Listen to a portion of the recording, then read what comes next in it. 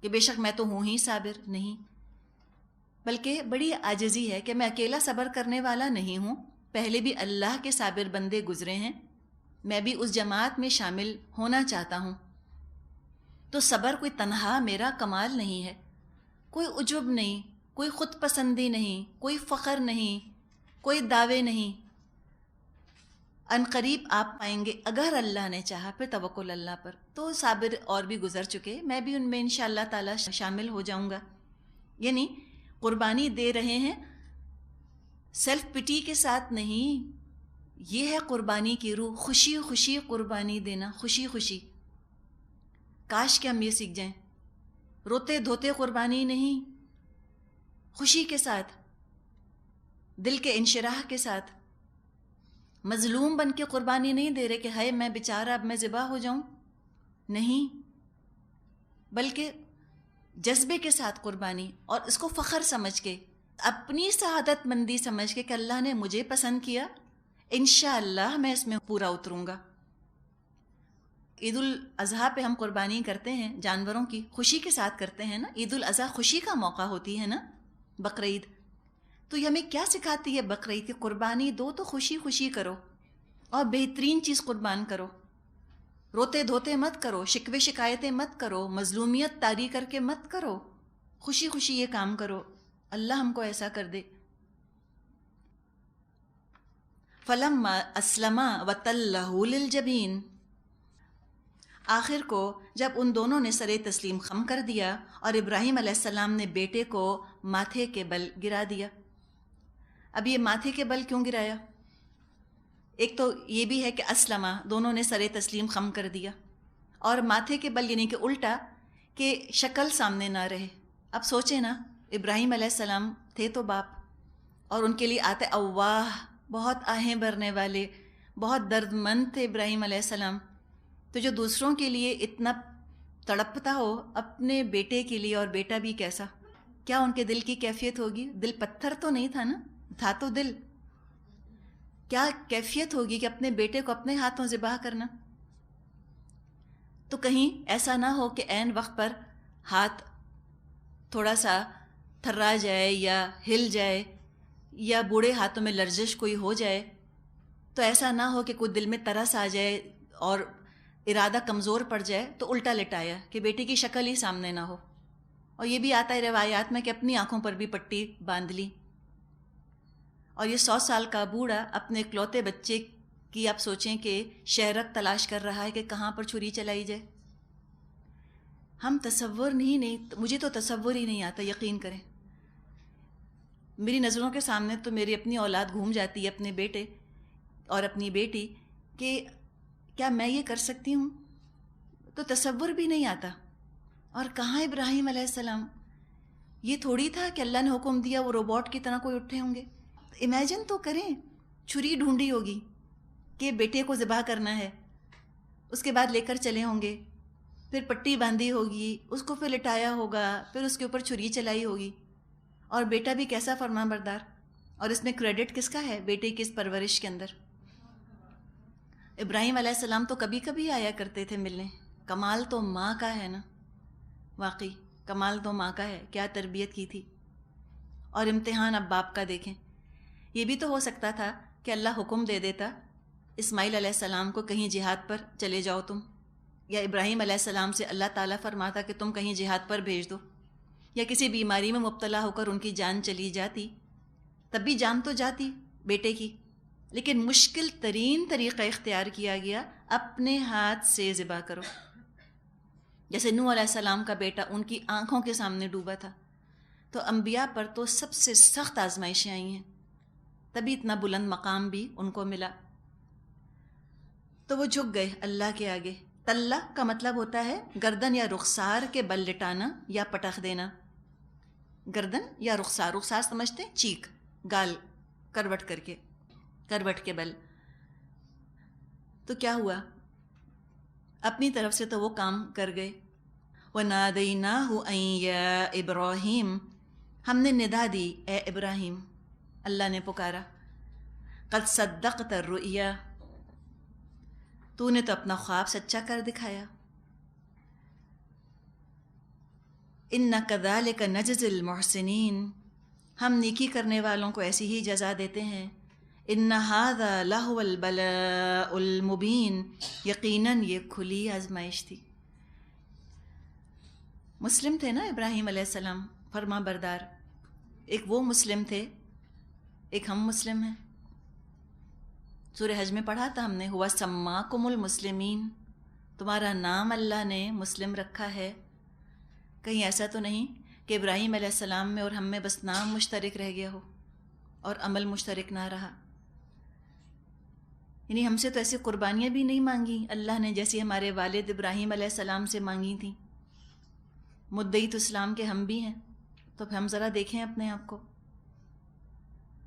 ارمانوں اور دعاؤں سے ملنے والے بیٹے کے گلے پر انہوں نے چھری چلا دی، اور ہم سے معمولی خواہشات پر چھری نہیں چلائی جاتی، ان کو نہیں چھوڑا جاتا. اپنے کسی شوق کی قربانی نہیں دی جاتی. کسی دور پرے کے دوست سے اگر ہم ہجرت نہیں کر سکتے تو یاد رکھیں کہ پھر ہم دین بھی قائم نہیں کر سکتے. تو جو ہجرت نہ کر سکے، جو قربانی نہ دے سکے اور ان کاموں پر صبر نہ کر سکے، اس نے تو مسلم ہونے کا حق نہ ادا کیا. اللہ نے فرمایا ہے نا ہم سے، وَاجْتَبَاكُمْ، اس نے چن لیا ہے تم کو. وَسَمَّاكُمُ الْمُسْلِمِينَ، تمہارا نام مسلم رکھا ہے. تو اگر اللہ کا بندہ بننا ہے اور واقعی مسلم بننے کا حق ادا کرنا ہے تو پھر ان چیزوں سے تو گزرنا ہوگا. اور یہاں بھی آپ دیکھیں جو فرمایا ہے نا کہ اِنَّ هَذَا لَهُوَ الْبَلَاءُ الْمُبِينُ، یقیناً اس میں بڑی آزمائش تھی کہ امتحان لینے والے نے بس کیا، لیکن ابراہیم علیہ السلام نے بس نہ کیا. یہ امتحان کا آخری درجہ ہوتا ہے کہ امتحان لینے والا بس کر جائے اور کہے کہ واقعی کمال کر دیا امتحان دینے والے نے. تو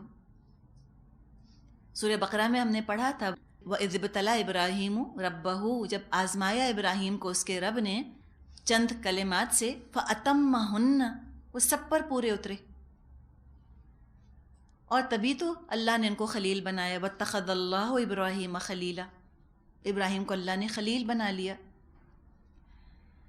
اب یہ بتائیں یہ ایکسٹریمزم ہے یا یہ ماڈریشن ہے؟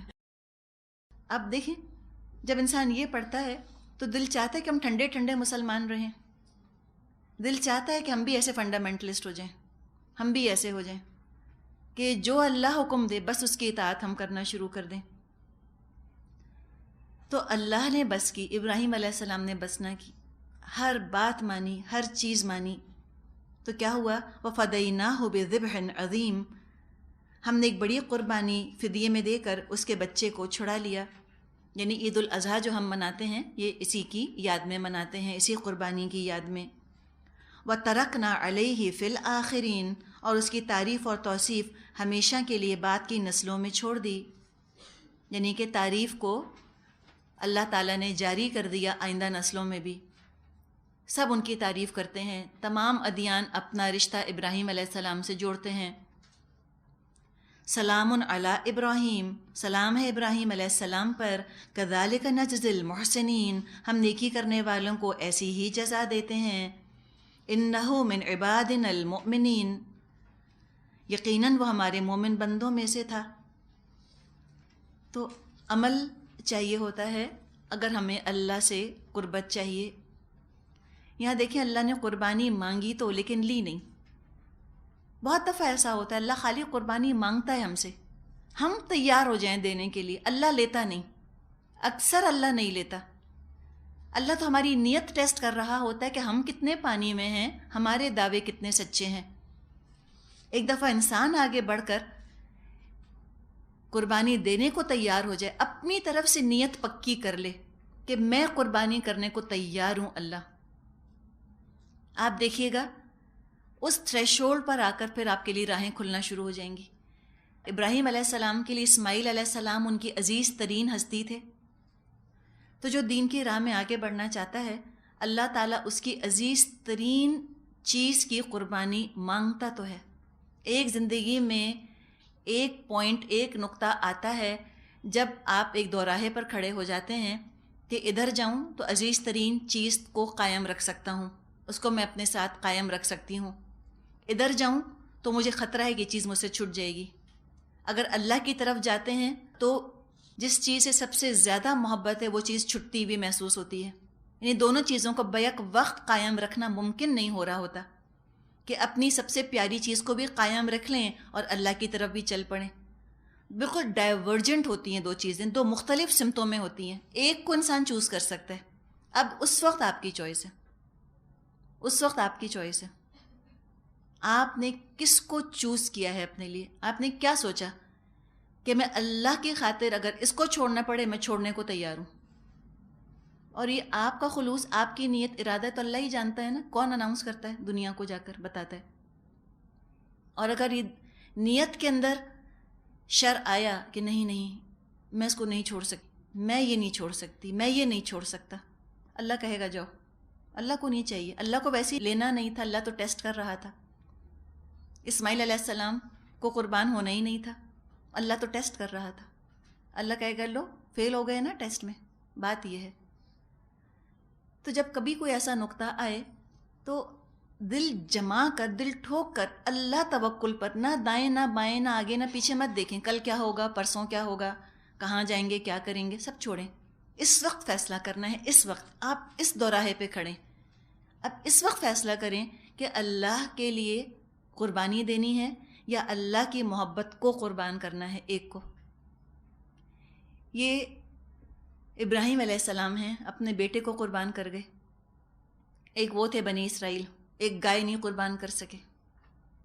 اس میں کتنی بحثیں کی، کیسے ہوگا، کیا ہوگا، کب ہوگا، کیسے کریں گے، کس رنگ کی ہوگی، بچی ہوگی کہ بوڑھی ہوگی، سمجھ ہی نہیں آتا موسیٰ کیا کہہ رہے ہو. یہ سب کیا ہوتے ہیں؟ لوپ ہولز، بھاگنے کے بہانے. چور دروازے کھولتے ہیں دوڑ جانے کے لیے. اور یہاں ابراہیم علیہ السلام ہیں کہ بیٹے کو بھی قربان کر دیا. کمال ہے نا. تو دیکھ لیں بنی اسرائیل کیا لے کر لوٹے اور ابراہیم کیا لے کر لوٹے. بنی اسماعیل کیا لے کر لوٹے؟ باؤ بغضب من اللہ ضربت علیہم الذلۃ والمسکنہ، دے ماری گئی ان کے اوپر ذلت اور مسکنت. اور کیا ہوا؟ گائے کو بچا تو نہ سکے، ذبح تو پھر بھی کرنی پڑی، اپنی پیاری گائے ان کو، ہے نا. اور یہاں حالانکہ وہ تیار نہیں تھے، یہاں ابراہیم علیہ السلام تیار تھے، تب بھی اللہ نے نہ لی. وہ تو ذلت اور مسکنت لے کر لوٹے، اللہ کے غضب کو لے کر لوٹے. اور یہاں ابراہیم علیہ السلام کیا لے کر لوٹے؟ سلام علی ابراہیم، سلام ابراہیم پہ. اللہ نے خلیل بنا لیا ابراہیم کو. فرق کس چیز کا ہے؟ نیت کا. نیت کر کے بیٹا ہاتھ سے نہیں گیا. انہوں نے قربان نہ کرنے کی نیت کی، تب بھی گائے چلی گئی. تو معمولی چیز ہم نہیں بچا سکتے اپنی مرضی سے، اور قیمتی سے قیمتی چیز ہم دینا چاہیں اللہ کی راہ میں، ہو سکتا ہے کہ وہ چیز بھی ہمارے پاس رہ جائے اور اللہ کی محبت بھی مل جائے. بنی اسرائیل تو محروم رہے نا، خسرت دنیا والآخرہ. نہ گائے ان کو ملی اور نہ اللہ ان کو ملا، نہ خدا ہی ملا، نہ وصال صنم، نہ ادھر کے رہے نہ ادھر کے رہے. ابراہیم علیہ السلام بیٹا بھی مل گیا، اللہ بھی مل گیا. کمال ہے نا قربانی کا. یہ سب نیت کا کمال ہے، یہ سب خلوص کا کمال ہے، یہ محسن ہونے کا کمال ہے سارے کا سارا. فرمائے اسی طرح ہم جزا دیتے ہیں محسنوں کو. انہو من عبادنا المؤمنین، وہ ہمارے مومن بندوں میں سے تھا. وبشرناہ باسحاق نبیا من الصالحین، ہم نے اسے اسحاق علیہ السلام کی بشارت دی، ایک نبی صالحین میں سے. یعنی آگے اللہ تعالیٰ نے ان کو صالح نسل عطا فرمائی. وبارکنا علیہ وعلی اسحاق، اور اسے اور اسحاق علیہ السلام کو برکت دی. یہ نیک نسل چلی. پھر جب وقت گزرتا چلا گیا اس کے بعد پھر وہ دو حصوں میں ڈیوائیڈ ہو گئی نسل. وَمِن ذُرِّيَّتِهِمَا مُحْسِنٌ وَظَالِمٌ لِنَفْسِهِ مُبِينٌ، اب ان دونوں کی ذریت میں سے کوئی محسن ہے، کوئی اپنے نفس پر صریح ظلم کرنے والا ہے. ابھی جو ہما ہے یہ ہو سکتا ہے کہ اسماعیل اور اسحاق علیہ السلام کے لیے ضمیر آ رہی ہو ہما کی، یا ابراہیم اور اسماعیل علیہ السلام کے لیے. لیکن یوں محسوس ہوتا ہے کہ اسماعیل علیہ السلام اور اسحاق علیہ السلام کے لیے ضمیر آ رہی ہے، اس لیے کہ وہ دونوں بھی ابراہیم علیہ السلام کی ذریت میں سے تھے. تو یہ آگے جا کر پھر لوگ مختلف ہو گئے، کچھ اپنے اوپر ظلم کرنے والے ہو گئے اور کچھ جو ہے ان میں سے محسن بنے.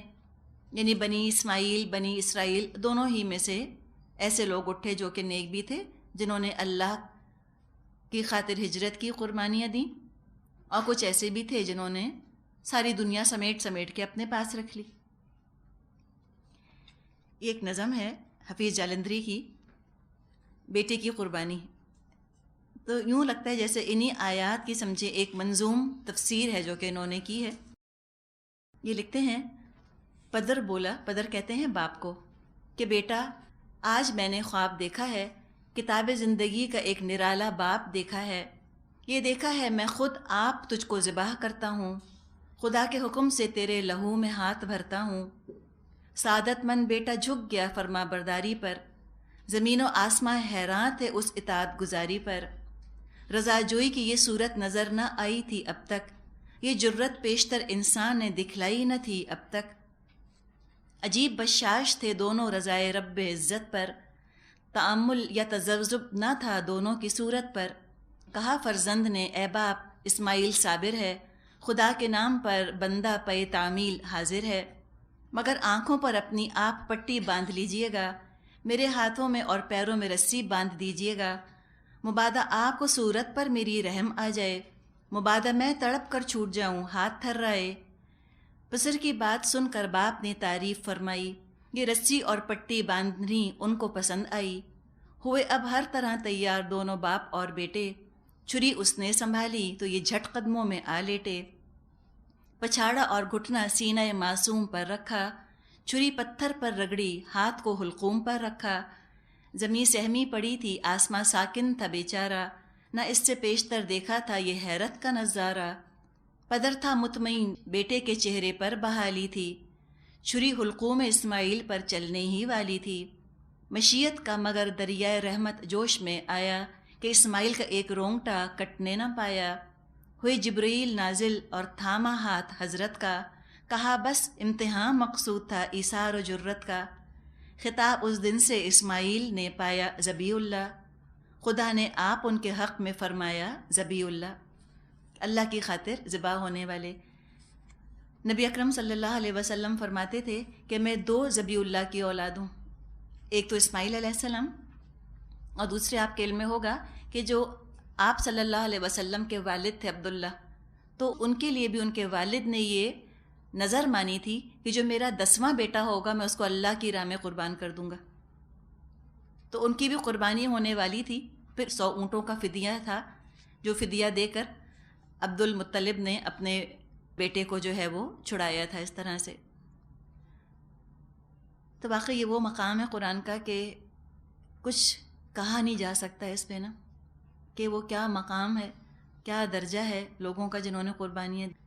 بس صرف یہ ہے کہ اپنے لیے ہم دعا ہی کر سکتے ہیں اللہ سے، اور اپنی قربانیوں کا حقیر ہونے کا کاش کہ ہم کو احساس ہو جائے، کاش ہم کسی زوم میں مبتلا نہ ہو جائیں اپنے بارے میں، کہ ہم بتائیے کیا کر رہے ہیں، کوئی تکلیف ہوئی ہے ہم کو، مزے سے بیٹھے ہیں گھروں میں، کھا رہے ہیں، پی رہے ہیں، کوئی مشکل نہیں۔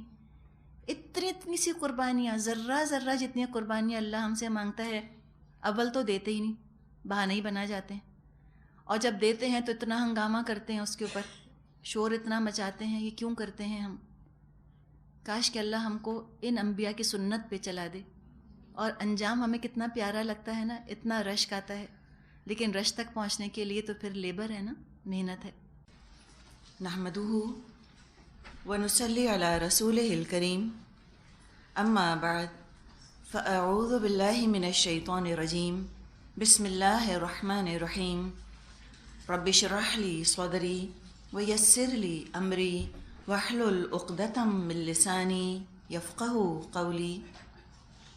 سورۃ الصافات، رکوع نمبر 4 شروع ہو رہا ہے، آیت نمبر 114 سے ہم شروع کریں گے انشاءاللہ تعالی۔ ذکر آ رہا ہے اللہ کے چنے ہوئے بندوں کا، ان میں سے موسیٰ علیہ السلام اور ہارون علیہ السلام کا۔ فرمایا وَلَقَدْ مَنَنَّا عَلَى مُوسَى وَهَارُونَ وَنَجَّيْنَاهُمَا وَقَوْمَهُمَا مِنَ الْكَرْبِ الْعَظِيمِ وَنَصَرْنَاهُمْ فَكَانُوا هُمُ الْغَالِبِينَ وَآتَيْنَاهُمَا الْكِتَابَ الْمُسْتَبِينَ وَهَدَيْنَاهُمَا الصِّرَاطَ الْمُسْتَقِيمَ، اور ہم نے موسیٰ اور ہارون پر احسان کیا، ان کو اور ان کی قوم کو کرب عظیم سے نجات دی، انہیں نصرت بخشی جس کی وجہ سے وہی غالب رہے، ان کو نہایت واضح کتاب عطا کی، انہیں راہ راست دکھائی۔ یہ جو اللہ تعالیٰ نے ارشاد فرمایا کہ ہم نے احسان کیا، تو اب یہ احسانات ہیں جو کہ گنوائے جا رہے ہیں۔ کیا کیا اللہ نے احسان کیے؟ ایک تو ذہنی کوفت سے ان کو نجات دے دی، اور آپ دیکھیے یہ واقعی کتنا بڑا اللہ کا احسان ہے کہ انسان کسی کی طرف سے، چاہے وہ ایک انسان ہو یا پوری قوم ہو، گھر کا ماحول ہو یا پورے معاشرے کا ماحول ہو، اگر انسان اس ماحول کی طرف سے ذہنی اذیت کا شکار ہے یا اس شخص کی طرف سے ذہنی اذیت کا شکار ہے، تو ہر خوشی انسان کی پھیکی ہو جاتی ہے۔ ایسا لگتا ہے کہ جیسے کہیں کانٹا چبھ گیا ہے ذہن کے اندر جا کر۔ تو اس ذہنی کرب سے نجات، اس مینٹل ٹارچر سے نجات، یہ بھی بہت بڑی اللہ کی رحمت ہے۔ دال روٹی بھی انسان کھائے اور ذہنی طور پہ پرسکون ہو تو وہ دال روٹی بھی خوشی خوشی کھاتا ہے، انجوائے کرتا ہے، اور اس کے پاس بہترین غذا دنیا کی موجود ہو، وہ حلوے مانڈے اور مرغیاں بریانیاں کھاتا ہو، لیکن ذہنی سکون اگر اس کے پاس موجود نہیں ہے تو کوئی چیز اس کو لطف نہ دے گی، کسی چیز میں اس کو مزہ نہ آئے گا اگر وہ مینٹلی اپسیٹ ہے، ذہنی طور پہ اگر وہ پریشان ہے۔ تو موسیٰ اور ہارون علیہم السلام یقیناً یہ تو بڑے کرب میں مبتلا تھے، اس طرح فرعون نے ان کو پریشان کیا ہوا تھا، دو طرح سے پریشان کیا تھا۔ ایک تو شرک کی وجہ سے پریشان کیا تھا، آئیڈیالوجیکل کرب بھی اٹھانا پڑ رہا تھا موسیٰ علیہ السلام کو، صحیح آئیڈیالوجی توحید پر نہیں آ رہے تھے فرعون اور آل فرعون، وہ ایک کرب۔ اور دوسرا کرب خوف کی شکل میں تھا، ان کو نقصان پہنچانے کے درپے رہتا تھا فرعون، یعنی کہ خوف کا ایک ایلیمنٹ بھی شامل تھا، خوف بھی شامل تھا اس کرب کے اندر، ڈر رہتا تھا کہ پتہ نہیں اب کیا کر گزرے گا، کیا اقدام کرے گا، کیسے اذیت پہنچائے گا یا نقصان پہنچانے کی کوشش کرے گا۔ تو ہر طرح کا یہ کرب تھا، یعنی جسمانی جان کا خوف بھی تھا اور مال کا خوف بھی تھا، اپنی سلامتی کا خوف بھی تھا، اور ذہنی تکلیف بھی ہو رہی تھی، غم بھی موجود تھا کہ یہ بات کیوں نہیں سنتا، یہ مانتا کیوں نہیں، یعنی ہمدردی کی وجہ سے بھی انسان کرب میں مبتلا ہوتا ہے۔ جیسے ہم اپنے ماتحتوں کا یا اپنے بچوں کا سوچ لیں، اگر بچے ہماری بات نہیں مانتے، فرما برداری نہیں کرتے، تو انسان کس طرح کرب میں مبتلا ہوتا ہے، اپسیٹ ہوتا ہے اور پریشان ہوتا ہے۔ یا بچے اپنا کوئی نقصان کر رہے ہوتے ہیں تو کتنی پریشانی ہوتی ہے ان کا انجام سوچ کر، اس کی فکر ہو جاتی ہے انسان کو کہ یہ بات نہیں مان رہے، اب یہ کیا کریں گے، یا یہ اس طرح نقصان دہ چیز کے اندر ملوث ہو رہے ہیں تو یہ کتنا نقصان اٹھائیں گے۔ تو ہمدردی اور محبت کی وجہ سے بھی موسیٰ علیہ السلام اور ہارون علیہ السلام کرب میں مبتلا تھے کہ یہ اس قدر ڈٹ کر کفر کر رہا ہے فرعون اور یہ آل فرعون، اللہ کے ہاں کیا ان کا انجام ہوگا، یہ بھی ان کو پریشانی تھی۔ اللہ نے سب چیزوں سے نجات دی، اور کیا ہوا، اگلی اللہ تعالیٰ ایک تو نجات دی، اگلی نعمت، اگلا احسان، وَنَصَرْنَاهُمْ، اور ہم نے ان کی مدد کی، فَكَانُوا هُمُ الْغَالِبِينَ، تو وہی غالب ہونے والے بنے۔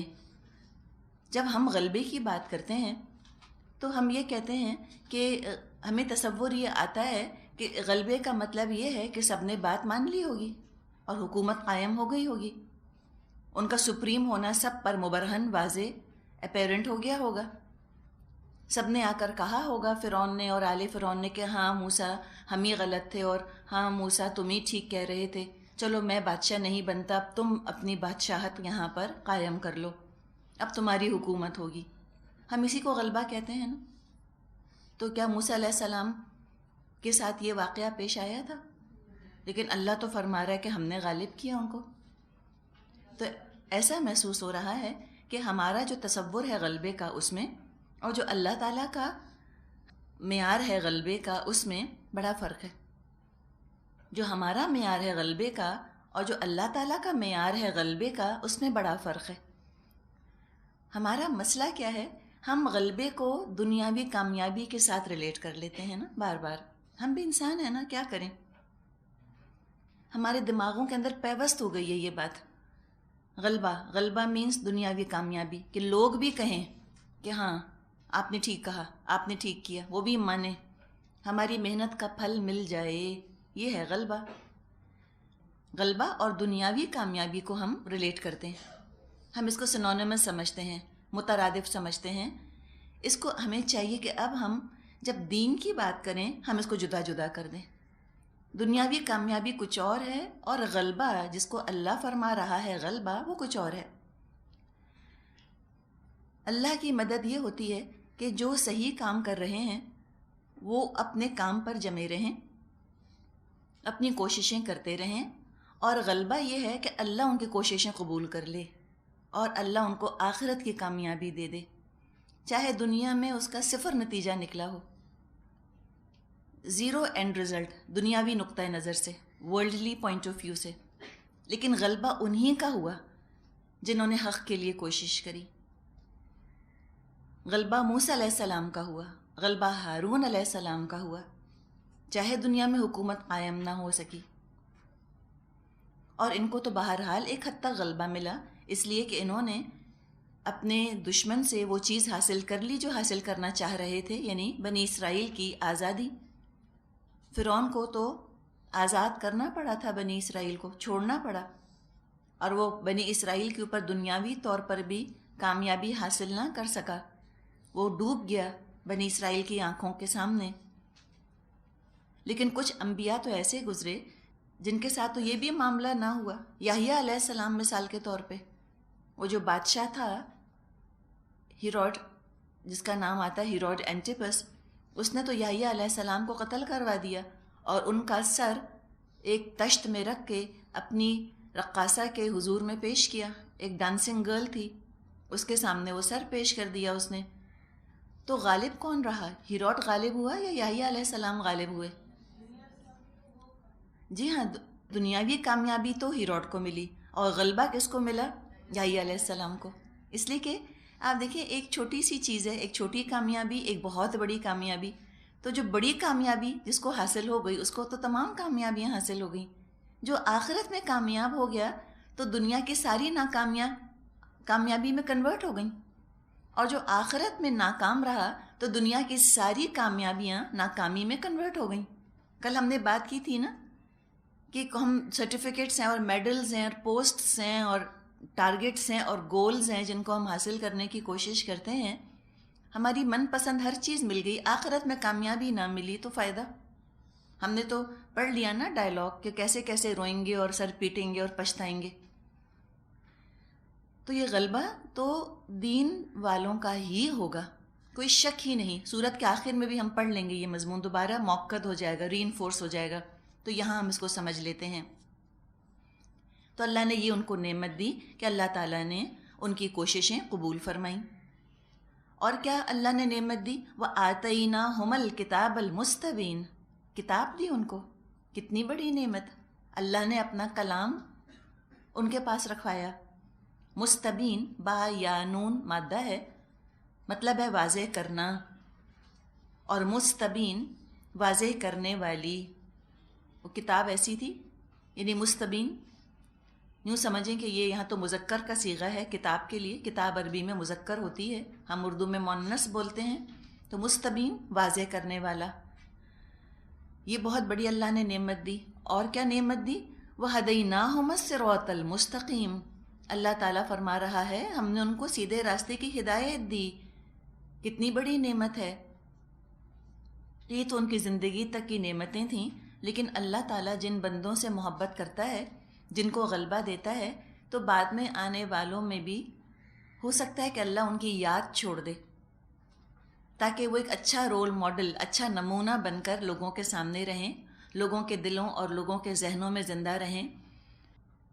دنیا سے ان کا جسمانی وجود تو چلا جاتا ہے، لیکن ان کی یادیں، ان کی باتیں، لوگوں کے دلوں میں، لوگوں کے ذہنوں میں اور اوراق کے اوپر لکھی ہوئی موجود رہ جاتی ہیں۔ لوگ ان کو پڑھتے ہیں اور انسپریشن حاصل کرتے ہیں۔